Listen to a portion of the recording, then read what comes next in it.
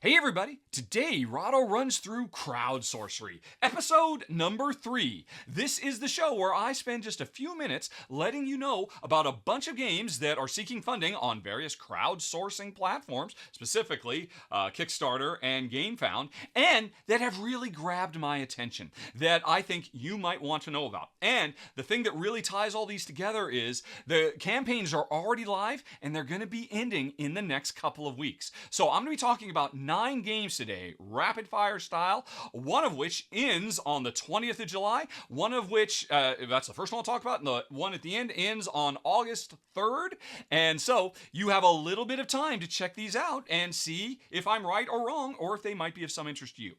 Right, that's Sorcery. Make sense? Then let's get going with the first game on my list, which, as I said, ends on July 20th, just 20 hours from now, I believe, and it is called Colossus. And boy, this game looks cool. Now, unfortunately, the developers do not have a neat little attract video, which I like to let the video do all the work. So I'm just going to have to scroll down here a little bit, but I believe there was a screenshot that really kind of captures the feel of the game. This is a solo game that is basically Shadows of Colossus, the old PlayStation 2 classic video game, brought down into a fast-playing, puzzly little card game. Because every round you have a hand of these grid cards that have different actions that represent the different things you need to do to defeat the Colossus. You need to hold on tight so you don't get shook free. You need to do damage. You need to climb. And so you've got these different icons, and you've got this hand, and you're going to layer these cards on top of each other, covering some icons, leaving others uncovered. And once you've puzzled out how to puzzle those cards together, that will tell you how much damage you do, if you do enough, how well you hold on, if you take damage yourself, if you are successful climbing and all of that. And every round you've got specific targets you need to hit, but you can't possibly hit them all. Plus, sometimes these cards have negative things that will weaken your grip or make you do less damage. So you want to lay these cards out so you cover up the bad stuff, leave the good stuff exposed, and it sounds like a very, very cool puzzle. I played a bunch of card games that have this card layering system, and I always think they are a blast. This is a solo one. And the thing that really pushed this game over the top for me is when you get near the end, you have to do the coup de grace, the final blow, and that is like a special boss fight amongst itself, because instead of just having a hand of cards you can puzzle out, you instead have to go into this like sudden death overtime mode where you draw one card at a time, must place it, you can't move it. So you've got to it be very, very nail-biting right down to the end, just like a really great video game boss fight. The game looks sharp. It's very simple. It's a small box, really, really low-cost game. It's already been successful. It's got 22 hours to go. I would love to give this game a play sometime, which is why I figured I should let you know since it closes on July 20th. Colossus. Okay, now let's move on to the next one, which closes the next day, July 21st, and it is called Stardust Coffee. And this one does have a nice little video, so I'm just going to put that on screen and let it do most of the work. This is, I guess, kind of a almost Rondell-ish pick up and deliver game in space, where we're trying to get resources to make the best cup of coffee and sell to customers. We're not Starbucks, we're Stardust Coffee, you see. But what is interesting to me about the game is not the theme, but instead the gameplay, because it's a dice drafting game, and when you take the die, you can use it for its color that moves you forward on the color track, and you also use it for the number, which you use to unlock or activate different powers of your ship.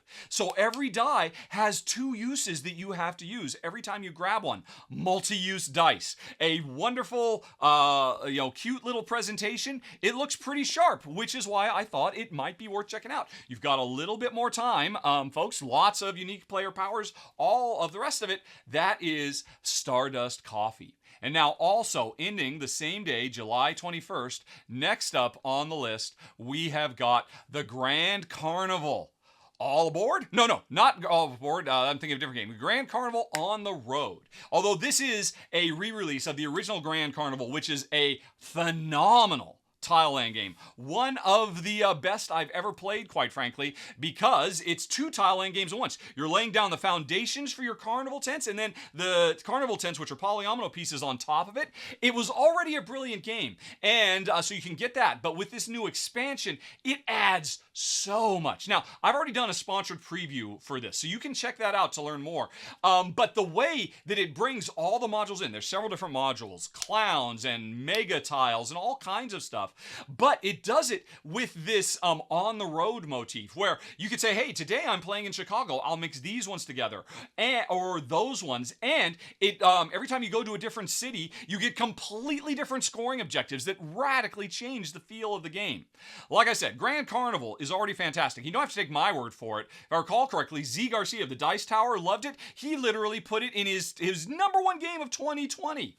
I don't love it as much as Z, but I think it's a phenomenal game too. And the expansion on the road takes it to the next level in a really, really big way. And so you have got until July 21st to check out Grand Carnival on the road. Okay. Next up, July 27th, we've got another game that I covered coming to an end. It's Amun-Re, the 20th Anniversary Edition. And boy, I was so glad I got to cover this because I've wanted to play Amun-Re forever. Because it's widely considered one of designer Reiner Knizia's greatest designs of all time. But for most of its 20-year history, it has required at least 3 players, which means I couldn't play it with my wife. But this new edition introduces several modules, really cool miniatures, a beautiful artistic overhaul from one of my favorite artists, Vincent Dutray, and one of the modules makes it playable 2-player. I did a run-through of the 2-player. It is fantastic. Why hasn't it always played like this for the last 20 years? I don't know, but I cannot recommend it highly enough. Having gotten a chance to play Amun-Re now, I see why for 20 years it has been so highly lauded. And again, you can watch my run-through preview to get a sense for how the 2-player works. Mwah. Chef's kiss time. A brilliant job done by Reiner Knizia, and he worked with some folks. I don't think he gets any credit, but Seth Jaffe, designer of Eminent Domain, is one of the people who contributed as well as an editor on the game. Brilliant stuff. It's always been brilliant, but now it looks as good as it's always played, and it plays incredibly well for 2. And so I am over the moon excited for Amun-Re, the 20th Anniversary Edition, which you've got until July 27th to check out. Now, this one's on GameFound, not on Kickstarter, but with that out of the way, let's move on to next one. On July 28th, the next day, this is my biggest surprise. Honestly, I did not expect to put Snapship Tactics on my list today because this is a game about players facing off against each other with spaceships, just doing dogfighting duel type stuff, rolling a lot of dice. It kind of harkens back to X-Wing and Star Trek miniature battles, but what makes this game stand out is the customizable ships. You don't just get pre-made ships, you get all these pieces that you can combine in dozens, hundreds, thousands of different configurations, making completely unique ships. And what's brilliant is every one of those components that you can snap together to make the ship comes with its own card that gives your ship different characteristics, weapons, handling capabilities, power sources, all of that kind of stuff. So I make my ship out of pieces with a unique configuration. You make yours, and then we face off and try to blow each other out of the stars and roll dice and all that. And I have to admit, that's where I lost interest a little bit until I discovered you can play it solo and co-op. I actually watched the developers playing a 2-player co-op of it where you play against AI controlling other ships, and oh my gosh, it looks cool. I mean, I'm already in love with this game because of the toy factor. Just getting, do you draft the best cards so you've got the perfect layout and then try to, how do I puzzle this thing to make it look like a ship? Or do you make the coolest looking ship you can and then see, oh, well, what can this ship do? Either way, it's such a cool idea. And, I grew up playing with Legos. I love that idea. But the fact that it ties into the gameplay makes Snapship Tactics with its co-op and solo play very attractive to me. Okay, then we move on to another game ending on the 28th of July, Mini Express. The expansion map pack 2 expansion map packs in this one, actually, if I recall correctly. And now I have not played Mini Express, but they'll show in the video a little bit. As I understand it, this is like a super simplified, streamlined version of a Martin Wallace, Age of Steam, 18XX, those kinds of big train games where you have lots of different companies you're investing in and trying to expand. And, as companies grow in power and influence, you try to invest. If you're not invested, you want to make sure those companies don't do very well. This is a style of game that has been around forever and is hugely popular.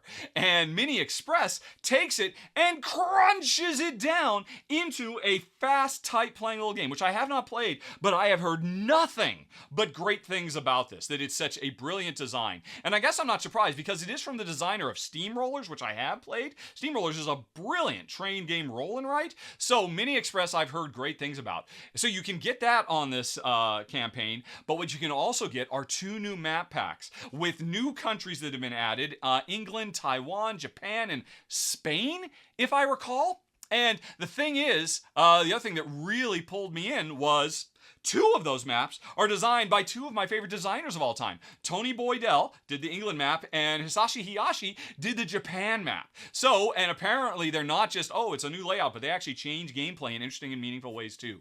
So, the main thing that gets me excited about just playing Mini Express is fast play. And as a 2-player game, what they do is they implement a 3rd bot you can play so that you get the dynamics of a constantly adjusting market. That is very interesting or attractive. Although for players who don't like bots, there's an advanced version of the 2-player where it's much more cutthroat and chess-like. I think I'd like the more laid-back, look, the bot made this one company really good. I want to invest in that company while expanding across the map. And with new maps, with new features from designers I absolutely love, there's a lot to recommend here. And again, it ends on July 28th. The Mini Express map packs. Okay, let's move on then to July 31st. So much cool stuff coming, folks, including Trickdraw. Now, this was a game that we did a sponsored run-through for on the channel, and actually, it's kind of a bummer. This is a beautiful little introduction they've got on their website, but it doesn't show the game at all. So let me just go over to the preview that Ruel Gaviola played with his wife, Michelle, and Monique of Before You Play.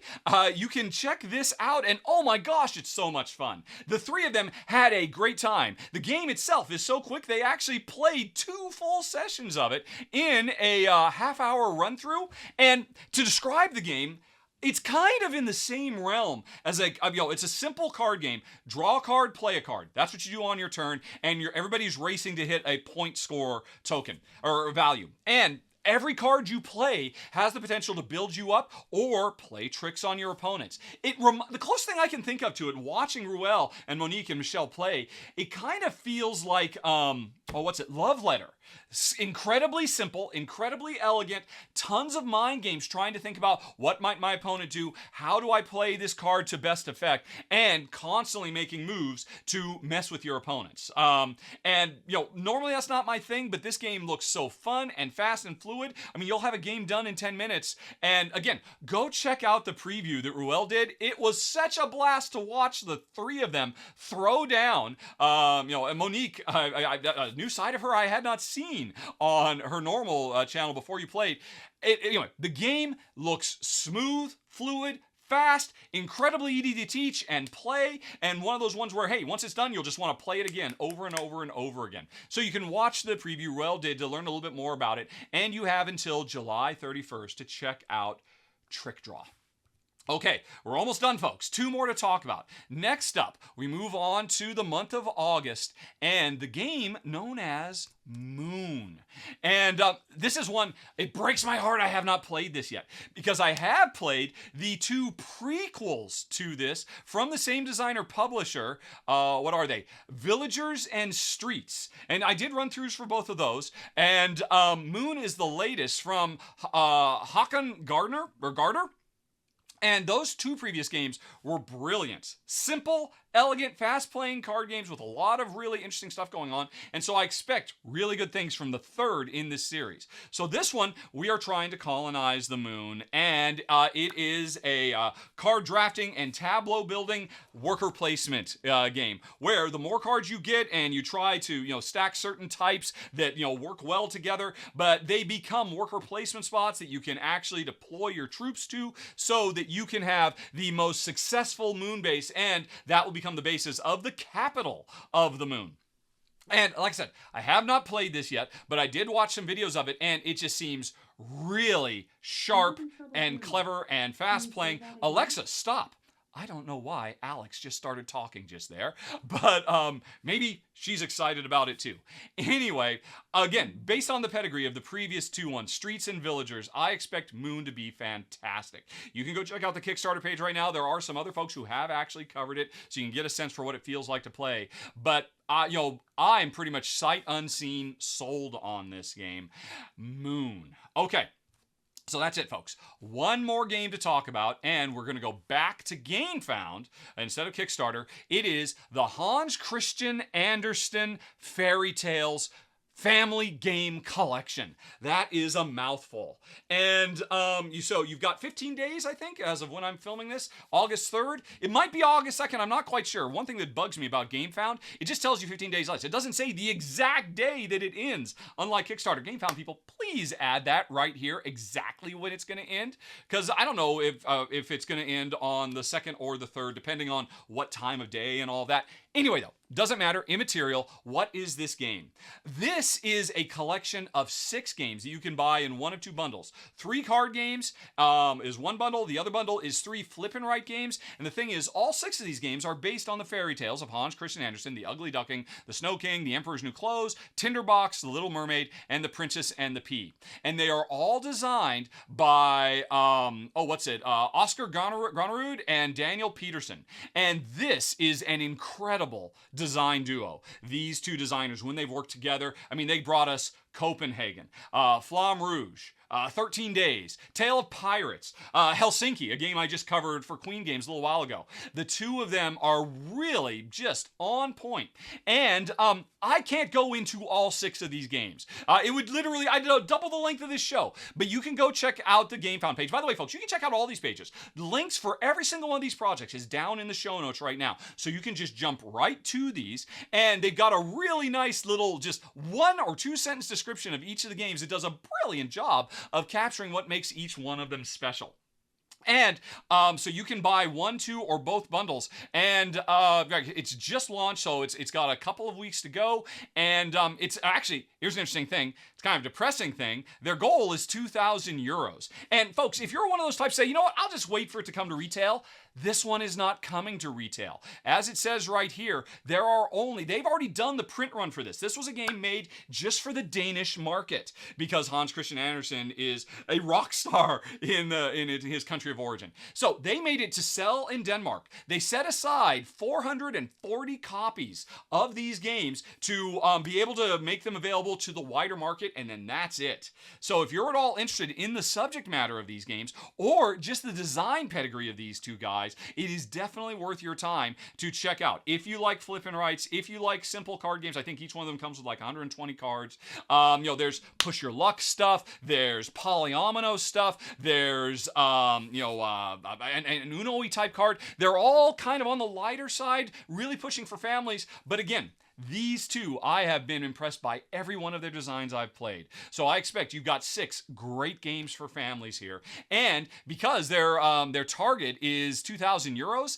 there's never been a better time to do it, because, of course, the euro is at historic lows right now. So if you're not in Europe, there would never be a better time to pick these up than right now, which is my last one. It ends on August 3rd, the Hans Christian Andersen Fairy Tales Family Game Collection. And that's it. Phew. Okay, folks, another crowd sorcery done and dusted. Again, check the show notes. There's links for every single one of these projects if they are of interest. And I'll be back in 2 weeks' time to bring you a little bit more sorcery, folks, as I hunt through literally hundreds of games to bring you the cream of the crop. And thanks very much for watching. Have a very, very nice day. Talk to you later. So long. Bye-bye.